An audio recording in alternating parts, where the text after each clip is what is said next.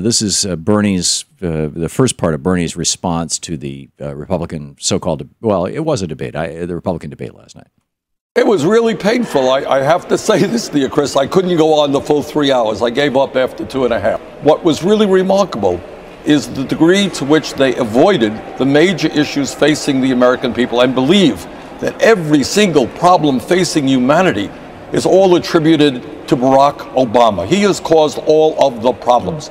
We seem to have forgotten that when Bush left office, 800,000 people were losing their jobs every single month. The world's financial system was on the verge of collapse, and our deficit was a record-breaking $1.4 trillion.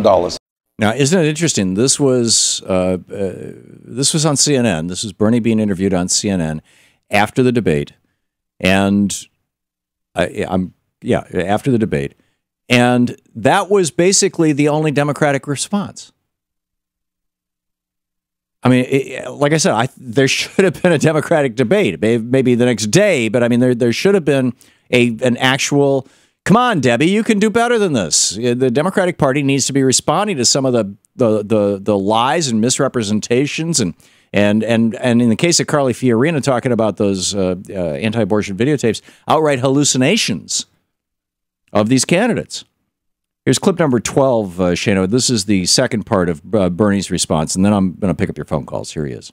Let's be frank. They do not believe in comprehensive immigration reform, and that's why the House of Representatives has not taken up the comprehensive immigration reform passed by the Democrats in a bipartisan way, I should say, in the Senate. We did it.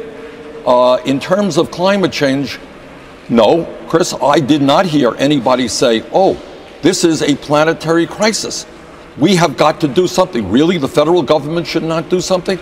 No scientist that I know believes that. What they think is if we don't act now, the bad situation will become much worse in later years. In terms of childhood poverty, I didn't hear a word about the need to address the fact that 40% of African-American kids in this country are living in poverty, nor did I hear a word, by the way, about racial justice in this country.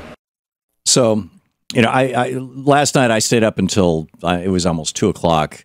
I watched Louise and I watched the debate, and then we channel surfed for an hour and a half or so, getting just Fox, CNN, MSNBC, picking up people's responses, and then I guess I was jet lagged from the trip to Germany last week, but I just couldn't get to sleep at that point, so I just laid in bed reading news on my phone until about 2 o'clock, thinking that I would sleep in a little bit this morning. I knew that Shano was going to be cutting up some of the audio, and I figured, okay, I'll get into the studio an hour late, and I'll sleep until 9. And I forgot that the pile drivers start at 7:30 right next to our boat because they're rebuilding the wharf, and so it's 7:30 this morning. Bang, bang, bang. But all of that said, so anyhow, so I staggered out of bed at 7:30 this morning after, what's that, 5.5 hours sleep, and it started out, NPR was on, and I didn't hear them talking about the debate at all last night, which is probably a good thing. They were talking about actual news things.